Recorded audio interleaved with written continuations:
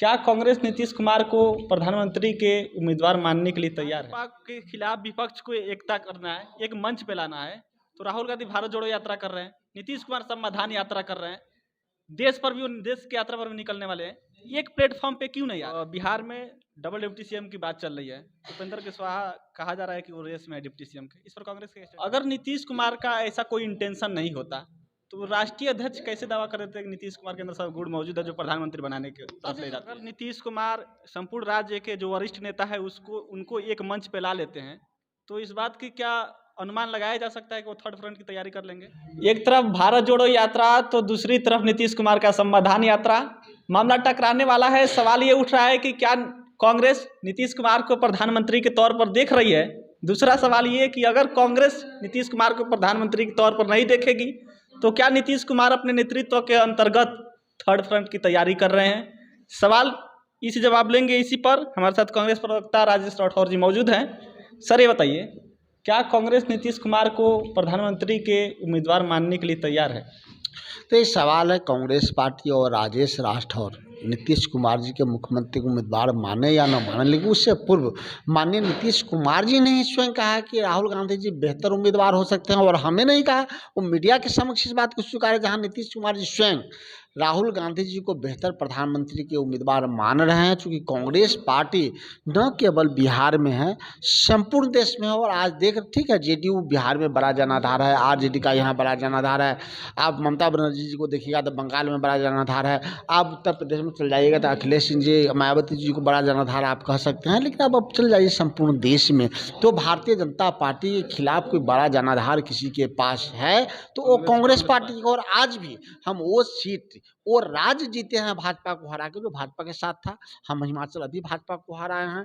हम पिछले बार हम उनको छत्तीसगढ़ हराए थे, पिछले बार उनको हम राजस्थान हराए, पिछले बार हम मध्य प्रदेश हराए। वो राज्य हमारा है जहां 15-15 साल से भारतीय जनता पार्टी का कब्जा था, और नरेंद्र मोदी जी का प्रधानमंत्री के बाद बनने के बाद उस सीट को हराए। तो ऐसी स्थिति में अगर संपूर्ण देश का आप विश्लेषण करते हैं तो एक और एकमात्र नेता ऐसे हैं जिसमें प्रधानमंत्री बनने की सिर्फ न क्षमता है, बल्कि सब लोग उनको स्वीकार करते हैं। अंतिम निर्णय तो राहुल गांधी जी का होगा कि प्रधानमंत्री के उम्मीदवार कौन होंगे, वो किनको मानते हैं।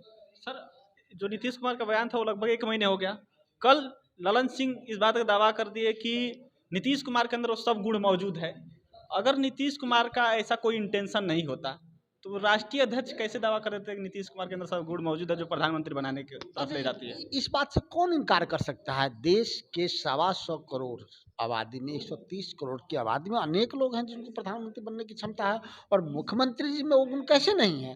जब मुख्यमंत्री हैं सब गुण है, तब तो मुख्यमंत्री है। जब मुख्यमंत्री है तो प्रधानमंत्री क्यों नहीं हो सकते? परंतु प्रधानमंत्री बनने के लिए गुण से ज़्यादा गणित का होना आवश्यक है कि सदन में आपकी बहुमत कितनी है, आपको अगर गठबंधन में है तो कौन कौन दल आपको स्वीकारते हैं। अनेक लोग हैं बिहार में, आप अनेक आदमी देखिएगा तो आपको गुण दिखाई देगा। कई लोगों को आपको गुण नहीं दिखाई दिया पहले, बाद में वो पीएम बन गए। अब देवेगौड़ा जी, इंद्र कुमार गुजराल जी, हम लोग नरसिम्हा राव जी के नेतृत्व में चुनाव नहीं लड़े थे, राजीव गांधी जी उस समय नेतृत्व कर रहे थे। अचानक उनका आतंकवादियों ने उनकी जान ले ली। उसके बाद नरसिम्हा राव बेहतर देश के प्रधानमंत्री बने, और उनका अर्थनीति आज कामयाब हो रहा है। तो कई बार आपको ऐसी घटनाएं घटेंगी जिससे आपको समझ से परे हो जाता है कि देश का आने वाले समय में कौन नेतृत्व करेगा, प्रधानमंत्री। कोई किसी को पता था कि यूपीए 1 में बहुमत मिलेगा सोनिया जी के नेतृत्व में, और प्रधानमंत्री मनमोहन सिंह जी होंगे? और आज मनमोहन सिंह के गुणगान संपूर्ण दुनिया कर रहा है। भले ही मोदी जी अपने पीठ थपथपा रहे हों, लेकिन अमेरिका से लेकर रशिया तक मनमोहन सिंह जी को लोहा मान रहे हैं। तो आपको एक ऐसी घटना आ रही उस समय। अभी सबसे महत्वपूर्ण बात यह है कि विपक्षी एकता को एक करके नौजवान विरोधी, छात्र विरोधी, किसान विरोधी और उद्योगपति समर्थक नरेंद्र मोदी जी को परास्त करना। सर, जब भाजपा के खिलाफ विपक्ष को एकता करना है, एक मंच पे लाना है, तो राहुल गांधी भारत जोड़ो यात्रा कर रहे हैं, नीतीश कुमार समाधान यात्रा कर रहे हैं, देश की यात्रा पर भी निकलने वाले हैं। एक प्लेटफॉर्म पे क्यों नहीं आ रहे हैं? ये तो अच्छी बात है कि नीतीश कुमार जी मुख्यमंत्री रहते हुए भी जनता के समस्याओं को समाधान के लिए खुद क्षेत्र में जाते हैं। 14वां यात्रा है तो उनका। बिहार में भी राहुल भारत जोड़ो यात्रा चल रही है, तो भारत जोड़ो यात्रा के प्लेटफॉर्म पे ही आके नीतीश कुमार जनता तक पहुंच सकते थे। नहीं, भारत जोड़ो यात्रा गैर राजनीतिक यात्रा है और नीतीश कुमार जी एक राजनीतिक यात्रा है। वो नहीं, वो शासक की यात्रा है, वो मुख्यमंत्री हैं, वो सरकारी यात्रा पे हैं कि जितनी योजनाएं उन्होंने बिहार सरकार में लागू की,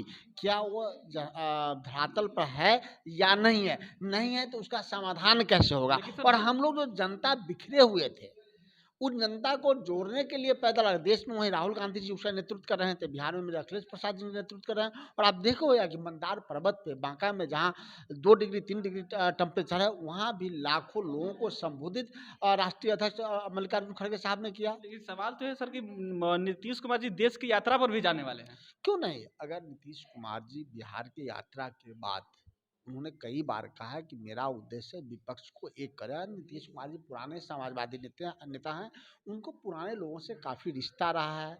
अखिलेश जी से नहीं रहा होगा तो उनके पिताजी से थे, मुलायम सिंह जी से, उनके चाचा हैं उनसे हैं। अब चौधरी चरण सिंह जी के परिवार में चले जाइएगा, उनके ही आप देखिए ओम प्रकाश चौटाला जी के यहाँ चले जाइए, तो पुराने जितने हैं, आप साउथ के लीडर के पास आप चले जाइए, स्टालिन जी के पिताजी से ही इनका रिश्ता था। तो ऐसी स्थिति में नीतीश कुमार एक वो नाम है जिनका पुराने लोगों से रिश्ता भरपूर रहा है, जो अलग अलग राज्यों के या तो मुख्यमंत्री हैं या विपक्ष के सशक्त लीडर हैं और वो सब भाजपा के खिलाफ हैं, जिसको एक करने की आवश्यकता है। और मुझे लगता है सब आज के हालात पे एक होंगे। नेतृत्व चूंकि संपूर्ण देश में कांग्रेस पार्टी है, राहुल गांधी जी सड़कों पे है और राहुल गांधी जी उसका नेतृत्व करेंगे। प्रधानमंत्री कौन बनेगा वो आने वाला समय तय होगा। सर अगर नीतीश कुमार संपूर्ण राज्य के जो वरिष्ठ नेता है उसको उनको एक मंच पे ला लेते हैं, तो इस बात की क्या अनुमान लगाया जा सकता है कि वो थर्ड फ्रंट की तैयारी कर लेंगे? देखिए, नीतीश कुमार जी ने ही पहले कह दिया है, कोई थर्ड फ्रंट नहीं होगा, जो होगा वो मेन फ्रंट होगा। तो अब सर मेन फ्रंट का नेतृत्व कौन करेगा? देखिए, कई बार आया है कि पिछले बार सोनिया गांधी जी नेतृत्व कर रही थी यूपीए 1 में, लेकिन वही सोनिया गांधी जी नेतृत्व किया, वही सोनिया गांधी मनमोहन सिंह को प्रधानमंत्री बना दिए। आज मान लीजिए हम आप ही से मैं पूछता हूँ कि आप छत्तीसगढ़ चले जाइए, आप मध्य प्रदेश चले जाइए, आप राजस्थान चले जाइए, आप गुजरात चले जाइए, तो उसमें तो जेडीयू नेतृत्व नहीं कर सकता, उसमें तो कांग्रेस पार्टी को करना पड़ेगा। कर्नाटक में आप चले जाइए, आसाम में आप चले जाइए, आप छत्तीसगढ़ में चले जाइए, तो ऐसी स्थिति में कांग्रेस पार्टी को ही फ्रंट लाइन पे रह के बाकी सभी सहयोगों को साथ लेके चलना पड़ेगा। उसमें नीतीश कुमार जी की भी बड़ी योगदान, बड़ी भूमिका होगी। सर आखिरी सवाल ले लेते हैं। बिहार में डबल डिप्टी सीएम की बात चल रही है, उपेंद्र कुशवाहा कहा जा रहा है कि वो रेस में है डिप्टी सीएम के, इस पर कांग्रेस का स्टैंड क्या रहेगा? देखिए, गठबंधन की सरकार और सरकार में होने के बावजूद किसी को उप मुख्यमंत्री बनने के लिए अनुकूल समय है या नहीं है, खासकर उपेंद्र कुशवाहा जी के लिए उप मुख्यमंत्री बनने का अनुकूल समय है या नहीं है, या तो उपेंद्र कुशवाहा जी बता पाएंगे, या नीतीश कुमार जी बता पाएंगे, या तेजस्वी यादव जी बता पाएंगे कि क्या कोई दूसरा डिप्टी सीएम हो रहा है, उनके लिए कोई अनुकूल समय है या नहीं। चलिए ठीक, तो ये थे राजेश राठौर जी। और सबसे बड़ा जो सवाल था, और जी या अभी भी वो सवाल मौजूद है कि 2024 में विपक्ष की तरफ से विपक्ष का नेतृत्व कौन करेगा, प्रधानमंत्री का उम्मीदवार कौन होगा। जेडीयू की तरफ से दावा किया जा रहा है कि नीतीश कुमार प्रधानमंत्री के उम्मीदवार होंगे, लेकिन आप कह सकते हैं कांग्रेस प्रवक्ता राजेश राठौर जी बहुत ही सालीके से इसको डिफेंड कर लिए। कोई भी चीज़ क्लियर नहीं हो पाया, लेकिन अगर आपको ऐसा लगा इस वीडियो को देख कर कि कुछ चीज़ें क्लियर हुई 2024 में विपक्ष की तरफ से प्रधानमंत्री का उम्मीदवार कौन होगा, तो आप कमेंट करके बताइएगा। फिलहाल बहुत बहुत धन्यवाद।